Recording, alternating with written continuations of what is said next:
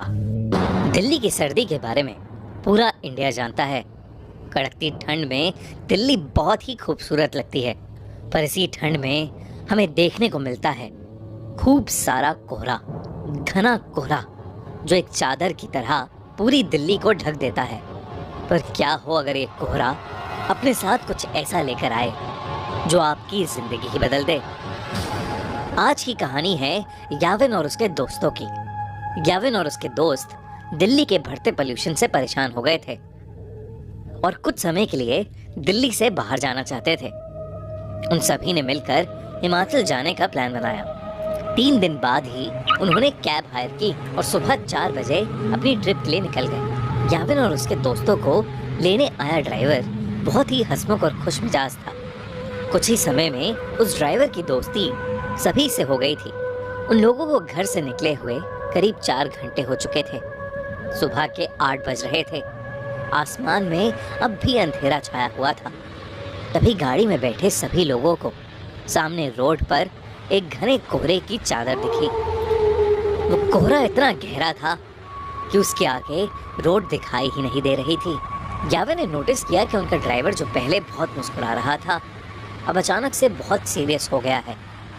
उसके चेहरे का मानो रंग ही उड़ गया है। याविन को लगा कि शायद ड्राइवर कोहरे में गाड़ी चलाने से घबरा रहा था। याविन ने ड्राइवर के कंधे पर हाथ रखा और उससे कहा, भैया टेंशन मत लो, धीमी स्पीड पर गाड़ी कोहरे से निकाल लेना। तभी उस ड्राइवर ने याविन को देखा और सहमी हुई आवाज में कहा, मेरी आपसे विनती है, कोहरे से निकलते वक्त प्लीज गाड़ी की खिड़की बंद ही रखना, भूल कर भी मत खोलना।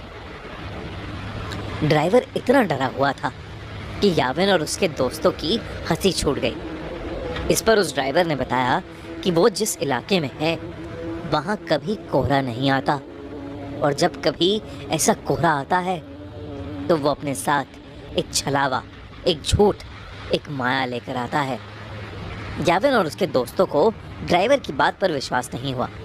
उन्होंने उसकी बात को अंधविश्वास बोलकर नकार दिया और देखते ही देखते उनकी गाड़ी कोहरे के अंदर चली गई। कोहरे की चादर उनकी उम्मीद से काफ़ी बड़ी थी। ड्राइवर धीरे धीरे गाड़ी आगे चला तो रहा था, पर किसी को आगे का कुछ भी नहीं दिख रहा था। अचानक ही गाड़ी में बैठी रिया को अजीब सी बेचैनी होने लगी। उसे बिल्कुल सांस ही नहीं आ रही थी। वो ड्राइवर की बात को भूल गई और उसने गाड़ी का शीशा खोल दिया और अपनी गर्दन गाड़ी के शीशे से थोड़ी बाहर निकाल ली। खिड़की खोलते ही रिया को वापस सांस आई, लेकिन वो कोहरा अब गाड़ी के अंदर आ चुका था। कुछ ही सेकंड्स बाद जैसे ही रिया ने गाड़ी के अंदर देखा तो उसके होश ही उड़ गए। गाड़ी रोड पर चल रही थी, पर उस गाड़ी के अंदर रिया के अलावा और कोई नहीं था। रिया की सांस वहीं अटक गई। याविन, रवि और ड्राइवर तीनों ही गाड़ी से गायब थे। गाड़ी अपने आप आगे चल रही थी। रिया ने गाड़ी से कूदने के लिए गाड़ी का दरवाज़ा खोलने की कोशिश की, पर गाड़ी लॉक थी और जोर लगाने पर भी उसका लॉक नहीं खुल रहा था। वो जोर जोर से गाड़ी के अंदर चिल्लाने लगी। तभी कुछ ही देर में धीरे धीरे वो गाड़ी खुद ही रुक गई और दरवाजे का लॉक अपने आप खुल गया। रिया ने बिना कुछ सोचे समझे गाड़ी का लॉक खोला और गाड़ी से बाहर भागने लगी, पर उसे अपने आसपास घने कोहरे के अलावा और कुछ भी नहीं दिख रहा था। रिया चिल्ला चिल्ला कर मदद मांगने लगी। उसका दिल अब उसके शरीर से बाहर आ रहा था कि तभी उस कोहरे में कुछ दूर पर उसे एक काली परछाई दिखी जो एक बहुत ही बड़े आदमी जैसी लग रही थी। रिया मदद के लिए उस आदमी की तरफ भागने लगी, पर भागते हुए उसने ये देखा कि वो परछाई के करीब पहुंच ही नहीं पा रही है। वो परछाई हमेशा उतनी ही दूर होती जितनी पहले थी। इससे पहले रिया कुछ भी समझ पाती, उसे महसूस हुआ कि जैसे उसके पीछे कोई खड़ा हुआ है। रिया अब इतनी डर चुकी थी कि उसके अंदर पीछे मुड़ने की भी हिम्मत नहीं थी। पर हिम्मत करके जब रिया ने पीछे देखा, उसकी रूह कांप गई। रिया के पीछे एक 12 फीट लंबा काला साया था। लंबे काले साए को देखकर रिया पूरी तरह कांपने लगी। तभी अचानक रिया को पीछे से एक बहुत जोर का धक्का लगा और वो नीचे गिर पड़ी। याविन, रवि, वो ड्राइवर और रिया अब भी गाड़ी में थे। रिया ने जैसी वो खिड़की खोली थी वो बेहोश हो गई थी। उस ड्राइवर ने उसके बेहोश होते ही रवि को जल्दी से वो खिड़की बंद करने को कहा। याविन और रवि रिया की हालत देखकर उसे जगाने की कोशिश कर रहे थे और ड्राइवर बस बार बार एक ही चीज बोले जा रहा था, गाड़ी की खिड़की नहीं खोलनी चाहिए थी, नहीं खोलनी चाहिए थी गाड़ी की खिड़की। याविन को अब ड्राइवर पर गुस्सा आने लगा था। उसे लग रहा था कि वो ड्राइवर एक मेडिकल इमरजेंसी पर वहम की पट्टी चढ़ा रहा है। याविन बस वहां से निकलकर रिया को हॉस्पिटल ले जाना चाहता था। याविन ने ड्राइवर को गाड़ी तेज चलाने के लिए कहा।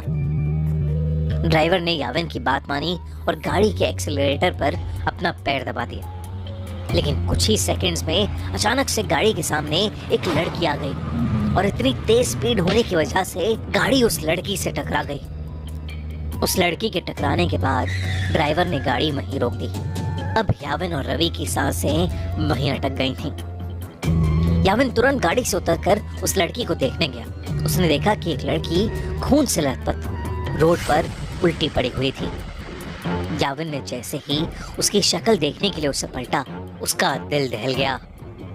वो खून से लथपथ पड़ी लड़की कोई और नहीं बल्कि याविन की दोस्त रिया थी।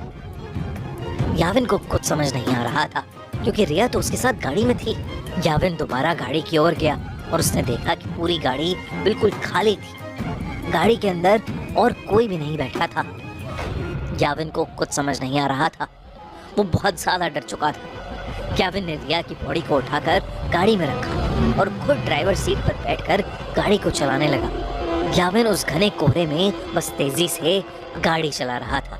तभी उस चलती हुई गाड़ी के सामने वही 12 फुट लंबा काला साया आ गया और याविन का गाड़ी की स्टीयरिंग पर से कंट्रोल बिगड़ गया और वो गाड़ी रोड के एक साइड के एक पेड़ से जाकर टकरा गई। अगली सुबह उनकी गाड़ी एक पेड़ से टकराई हुई मिली जिसमें ड्राइवर, याविन, रवि और रिया थे।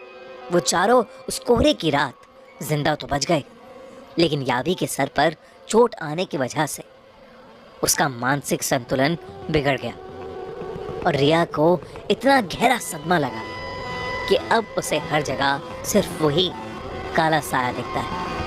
कहते हैं पंजाब और हरियाणा के अंदर शलैंडे के नाम से 12 फुट लंबे जीव घूमते हैं जो कई रूप में आकर इंसान के साथ छलावा करते हैं और कोहरा भी उनका एक छलावा होता है। अगली बार कोहरे में जाओ